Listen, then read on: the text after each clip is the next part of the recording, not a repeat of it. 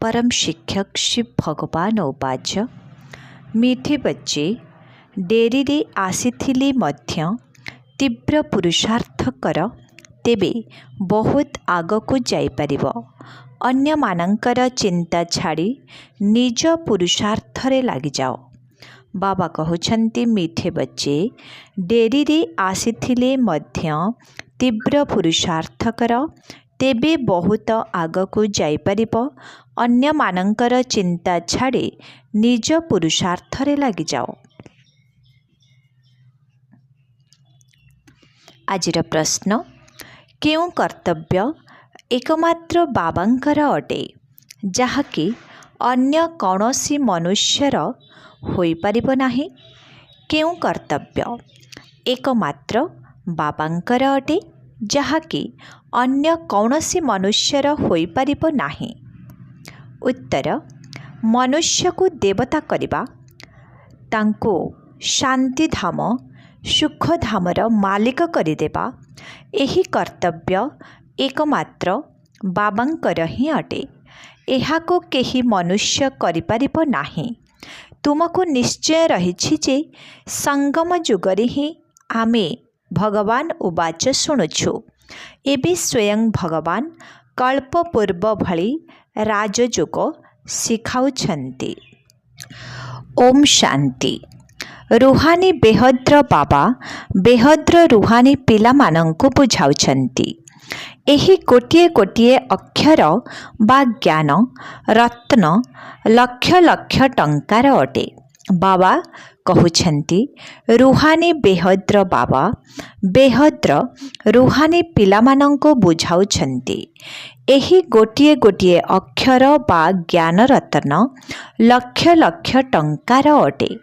बाबा बुझाइछन्ति परमात्मा को रूप वसंत भी कहउछन्ति। बाबा बुझाइछन्ति परमात्मा को रूप वसंत भी कहउछन्ति। तांकर रूप मध्य अछि, नाम शिव बाबा अटे। सिए ही ज्ञानर सागर अटंती। जो ज्ञान द्वारा सद्गति हेउछि एहा ज्ञान धन भी अटे, पाठ पढ़ा भी अटे। एही ज्ञान देउछन्ति आध्यात्मिक पिता। आत्मा को कुहा जाउछि आध्यात्मिक संतान। भक्ति मार्ग रे आत्मा माने केते घुरी बुलुछन्ति बाबांक सहित मिसिबा पाई। बाबांको खोजुछन्ति, जानुछन्ति मध्य भगवान एकमात्र शिव अटन्ति, तथापि मध्य धक्का खाउछन्ति। बाबा आसी बुझाउछन्ति जे रुहानी पिला माने तुमे माने त अविनाशी अट, परम धामर बासिंदा अट, जेउठारु पुणे एठाकु आसुछ अभिनय करिबा पाई। तुमे माने दूर देशर बासिंदा अट। एहा ड्रामा अटे। एहार नाम हेउछि हार चित्र खेल। एहा सुख दुखर खेल। बाबा बुझाउछन्ति जे मो एवं तुमे माने समस्ते शांति धामर निवासी अटु। ताकु निर्वाण धाम मध्य कहउछन्ति। प्रथमे तो एही निश्चय करिबाकु हेब जे आमे सेठिकार बासिंदा अटु। मो आत्मार स्वधर्म हेउछि शांत। आत्मा बिंदुरे सारा अविनाशी पाठ भरी होई रहिछि। बाबा तुम मानंको पाठ मध्य पढ़ाउछन्ति। तुमे दुनिया वाला मनुष्य मानंकर चिंता करुछ। तुम मानंकर निश्चय अछि जे भगवान उवाच एही संगम जुगरे ही होइथाए, पुणी आउ केबे हेब नाही। केबे भी मनुष्य को देवता करिपारिबे केही भी मनुष्य को देवता करिपारिबे नाही। शांति धाम सुख धामर मालिक करिपारिबे नाही। कल्प पूर्वरु मध्य बाबा एहा करिथिले। एबे जे राष्ट्रपति होइछन्ति 5000 वर्ष परे पुणे सिए ही हेबे। सारा दुनिया रे जेउ दृश्य रहिछि 5000 वर्ष परे पुणे तार पुनरावृत्ति हेब। बुढ़ी माने एते सबु धारण करिपारिबे नाही। ତେବେ ସେମାନଙ୍କୁ କୁହାଯାଉଛି କେବଳ ତିନୋଟି କଥା ମନେ ରଖ। ଆମେ ଆତ୍ମା ଶାନ୍ତିଧାମ ନିବାସୀ ଅଟୁ, ସୁଖଧାମକୁ ଆସୁଛୁ। ପୁଣି ଅଧା କଳ୍ପ ପରେ ଯେବେ ରାବଣ ରାଜ୍ୟ ଆରମ୍ଭ ହୋଇଥାଏ ତେବେ ବିକାରୀ ହୋଇଯାଉଛୁ। ଏହାକୁ କୁହାଯାଉଛି ଦୁଃଖଧାମ।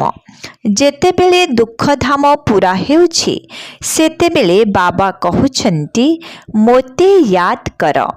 ମୋତେ ଆସିବାକୁ ପଡ଼ୁଛି ତୁମମାନଙ୍କୁ ଶାନ୍ତିଧାମ ସୁଖଧାମକୁ ନେଇଯିବା ପାଇଁ। ଏବେ ଯେଉଁମାନେ ଆସି ବାବାଙ୍କର ହୋଇଛନ୍ତି ସେହିମାନେ ହିଁ ବର୍ଷା ପାଇବେ। ଏହା ସୂର୍ଯ୍ୟବଂଶୀ ଚନ୍ଦ୍ରବଂଶୀ ରାଜଧାନୀ ସ୍ଥାପନ ହେଉଛି। କୋଟି କୋଟି ମନୁଷ୍ୟ ଆସି କିଛି ନା କିଛି ବାବାଙ୍କଠାରୁ ଶୁଣିବେ, ବୁଝିବେ। ସେମାନଙ୍କର ବୃଦ୍ଧି ହୋଇ ଚାଲିବ। ସବୁଆଡ଼େ ତୁମମାନଙ୍କୁ ଯାଇ ବୁଝାଇବାକୁ ହେବ। ଖବରକାଗଜ ଦ୍ୱାରା ମଧ୍ୟ ବହୁତ ଶୁଣିବେ। ପାକିସ୍ତାନରେ ବି ଖବରକାଗଜ ଦ୍ୱାରା ପଢ଼ିବେ। ସେଠାରେ ବସି ମଧ୍ୟ ଏହି ଜ୍ଞାନ ଶୁଣିବେ। ଗୀତାର ପ୍ରଚାର ସାରା ଦୁନିଆରେ ବହୁତ ରହିଛି। ବାବା କହୁଛନ୍ତି ମୋତେ ୟାଦ କର ଏବଂ ବର୍ଷାକୁ ୟାଦ କର। ଏହି ଲେଖା ଖବରକାଗଜରେ ପଢ଼ିବେ। ଏଥିପାଇଁ ବି ବହୁତ ଆସି ବ୍ରାହ୍ମଣ ହେବେ। ଯଦି ଯେଉଁମାନଙ୍କର ବର୍ଷା ନେବାର ଥିବ ତେବେ ସିଏ ନିଶ୍ଚିତ ଆସି ନେବେ। ଏବେ ଆଉ କମ୍ ସମୟ ଅଛି, ବୃଦ୍ଧି ହୋଇ ଚାଲିବ। ଯଦି ଡେରିରେ ଆସିବେ ତେବେ ପୁଣି ତୀବ୍ର ପୁରୁଷାର୍ଥ କରିବାକୁ ପଡ଼ିବ। କଳ୍ପ ପୂର୍ବରୁ ଯେଉଁମାନେ ସ୍ୱର୍ଗବାସୀ ହୋଇଥିଲେ ସେମାନେ ଏବେ ମଧ୍ୟ ନିଶ୍ଚିତ ହେବେ। ଏଥିରେ ଟିକିଏ ହେଲେ ଫରକ ପଡ଼ିପାରିବ ନାହିଁ। ଶାନ୍ତିଧାମବାଲା ଶାନ୍ତିଧାମକୁ ଯିବେ, ପୁଣି ନିଜ ନିଜର ସମୟରେ ଅଭିନୟ କରିବାକୁ ଆସିବେ। ଏବେ ବାବା କହୁଛନ୍ତି ପିଲାମାନେ ମୋତେ ୟାଦ କର, ତେବେ ତୁମେମାନେ ଘରେ ପହଞ୍ଚିବ। ସନ୍ନ୍ୟାସୀମାନେ ମୁକ୍ତି ପାଇବା ପାଇଁ ମୁଣ୍ଡ ପିଟୁଛନ୍ତି, ସେଥିପାଇଁ ସମସ୍ତଙ୍କୁ ସେହି କଥା କହୁଛନ୍ତି। ମୁକ୍ତି ହିଁ ଠିକ୍ ଅଟେ। ଏଠାକାର ସୁଖ ତ କାଉ ବିଷ୍ଟା ସମାନ ଅଟେ। ଶାସ୍ତ୍ରଗୁଡ଼ିକରେ ଲେଖିଦେଇଛନ୍ତି ଯେ ସତ୍ୟଯୁଗରେ ମଧ୍ୟ ଦୁଃଖର କଥା ଥିଲା, କିଛି ହେଲେ ବି ବୁଝୁନାହାନ୍ତି। କହୁଛନ୍ତି ପରମାତ୍ମାଙ୍କୁ ଆସିବାକୁ ହେବ। ପତିତ ପାବନ ପରମାତ୍ମା ଆସ, ଆସି ଆମକୁ ରାସ୍ତା ବତାଅ।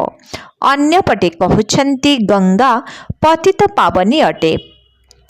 ଗଙ୍ଗା ସ୍ନାନ, ଯଜ୍ଞ, ତପ, ଯାତ୍ରା କରିବା ଏସବୁ ଭଗବାନଙ୍କ ସହିତ ମିଶିବାର ରାସ୍ତା ଅଟେ। ଯେବେ ପରମାତ୍ମାଙ୍କୁ ଡାକୁଛ ତେବେ ପୁଣି ଧକ୍କା କାହିଁକି ଖାଉଛ? ଏସବୁ ଭକ୍ତି ମାର୍ଗରେ ନିର୍ଦ୍ଧାରିତ ହୋଇ ରହିଛି। ମନୁଷ୍ୟମାନଙ୍କୁ ଯାହା ଆସୁଛି ତାହା କହିଦେଉଛନ୍ତି। କେତେ ପରିଶ୍ରମ କରୁଛନ୍ତି ପରମାତ୍ମାଙ୍କ ସହିତ ମିଶିବା ପାଇଁ।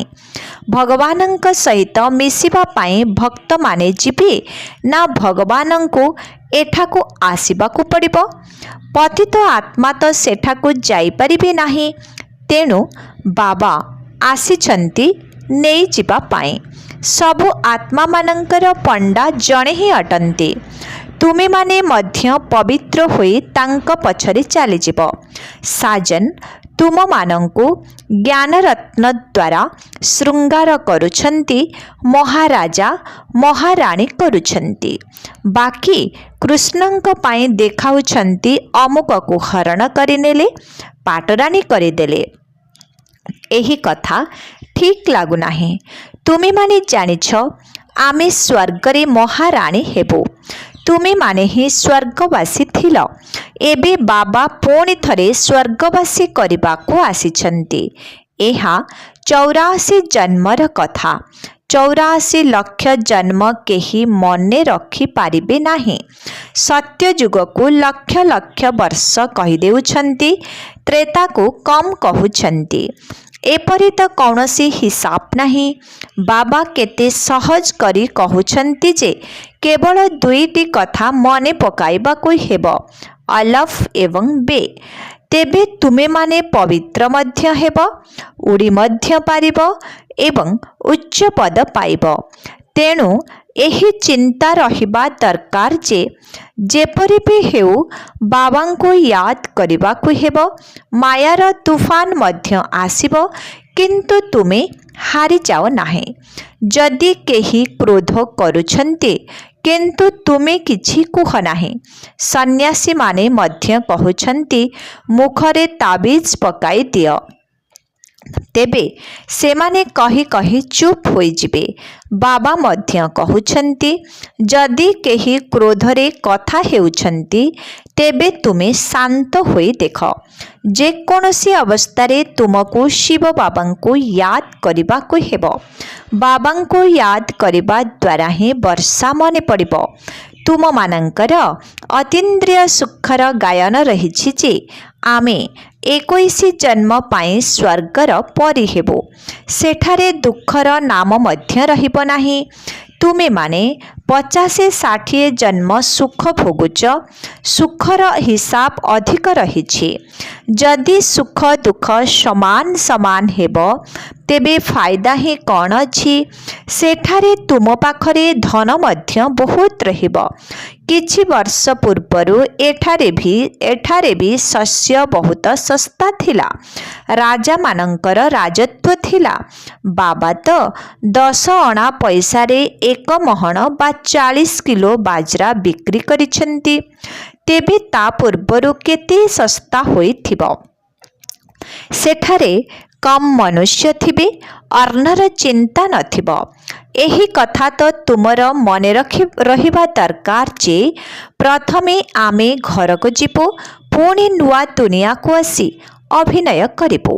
सेठारे आमर शरीर मध्य सतो प्रधान तत्व द्वारा तैयारी हेबो। एबे 5 तत्व बिल्कुल ही तमो प्रधान पतित होई जाइछन्ति। आत्मा एवं शरीर उभय ही पतित अटे। सेठारे शरीर रोगी हेब नाही। ए सबु बुझिपार कथा अटे। पिला मानंको एठारे भल भाबरे बुझाउछन्ति, पुणी घर को गले भूली जाउछन्ति। एठारे ज्ञान रूपी बादल भरी केते खुशी हेउछन्ति, बाहर को जीवा द्वारा भूली जाउछन्ति। प्रथमे प्रथमे बहुत रास करुथिले, पुणी से सबु बंद कर दिया गला। मनुष्य माने भाबुछन्ति ए सबु जादू अटे। भक्ति रे जेतेबेले नवधा भक्ति करिथान्ति तेबे मुश्किल रे साक्षात्कार होई थाए। एठारे भक्तिर त कथा ही नाही। बसु बसु साक्षात्कार रे चली जाउथिले। सेथिपाई एहाकु जादू बोली भाबुथिले। आजिकाली दुनिया रे केते भगवान होई जाइछन्ति। नाम रखुछन्ति सीताराम, राधे कृष्ण आदि। केउठी सेही स्वर्गर मालिक, केउठी एही नरकवासी माने। एही समय रे समस्ते नरकवासी अटंती। सीढ़ीर चित्र रे स्पष्ट भावरे देखा जाइछि। सीढ़ीर चित्र पिला माने निजर विचार सागर मंथन करी तैयारी करिछन्ति। बाबा देखि खुशी होइथिले। सीढ़ीर चित्र रे सबु कथा आसी जाउछि। द्वापररो बिकारी राजा माने किपरि भक्ति करी करी तळकु खसी आसीछन्ति। एबे तो राजा मानंकर कौनसी मुकुट नाही। चित्र उपरे बुझाइबा बहुत सहज होइथाए। 84 जन्म गुड़िकरे किपरि पतनर कला होइथाए, पुणी उत्थान कला किपरि होइथाए। गायन मध्य करिथान्ति चढ़ती कला, तेरे भान सर्व का भला। भारतर उत्थान हेले सारा विश्वर कल्याण होई जाए। बाबा आसी समस्तंकु सुख देउछन्ति। समस्ते डाकुछन्ति जे हे बाबा आमर दुख हरण करी सुख दियो। किंतु किपरि दुख हरण करिथान्ति, सुख किपरि मिलिथाए ए कथा काहाकु जणा नाही। आजिकाली मनुष्य माने गीता कंठस्थ करी सुनाउछंती, संक्षिप्तरे अर्थ बुझाई देउछंती। सेमाने संस्कृत रे श्लोक कंठस्थ करी सुनाउछंती, तेबे कहि देउछंती एही महात्मा बहुत भल अटंती। लक्ष लक्ष मनुष्य माने जाई तांकर पाद तले पड़ी थांती। लौकिक पाठ पढ़ारे तो 15-20 वर्ष लागी जाई थाए। जदि एठारे केही बुद्धिमान होइथिबे तेबे तुरंत कंठस्थ करी सुनाइबे, तेबे बहुत ढेर पैसा एकत्र होई जिवो। ए सबु रोजगार करिबार रास्ता अटे। जेबे केही देवालिया होई जाई थाए तेबे मध्य जाई सन्यास धारण करि थाए, तेबे तांकर सबु चिंता गुड़िक दूर होई जाई थाए। पुणी सेमाने किछि ना किछि मंत्र तंत्र मने रखि देई थांती, एही परी घूरी बुलु थांती। ट्रेन रे मध्य घूरी बुलंती। एठारे तो बाबा कहउछंती निजको आत्मा माने करी बाबा को याद करो। बाबा एवं सबु आत्मा माने निराकारी दुनिया रे रही थांती। सेठारु साकारी दुनिया को आसुछंती अभिनय करिबा पाई। एबे नाटक पूरा हेबार अछि। तुमे माने तमो प्रधान होइथिबा कारणरु घर को फेरी जाई पारिबो नाही। एबे बाबा आसीछंती तुमको सतो प्रधान करिबा पाई। समस्ते निजर घर को जिबे, बाकी स्वर्ग रे केवल देवी देवता मानकर राज्य हेबो। शांति धाम, सुख धाम, दुख धाम केबे केबे थिला, एकथा मध्य काहारी बुद्धि रे आसीबो नाही। काहेकिना घोर अंधकार रे अछंती। भाबुछंती कली जुगर अंत आहुरी 1000 वर्ष परे हेबो। एहार कौनसी हिसाब ही नाही। मनुष्य माने बढ़ी चलीछंती, अर्ण मिलु नाही। जदि 40,000 वर्ष आहुरी चलिबो तेबे जना नाही कौन होई जिवो। जहा कहउछंती ताहा बिल्कुल मिछ। एथिरे सत्य टिकिए भी नाही।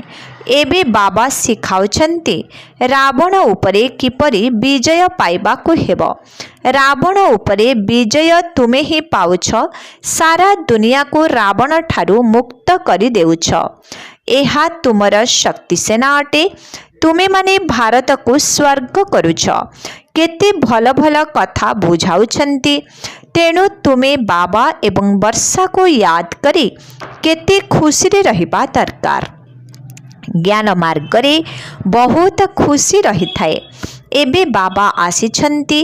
एबे आमे माने एही पुराना दुनिया रो गलु कि गलु।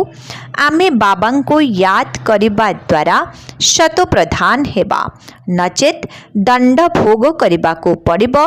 पुणी रुटी टुकुड़ाटीए मिलिबो। एथिरे फायदा कण अछि। जेते दूर संभव निजर पुरुषार्थ करिबाकु हेबो।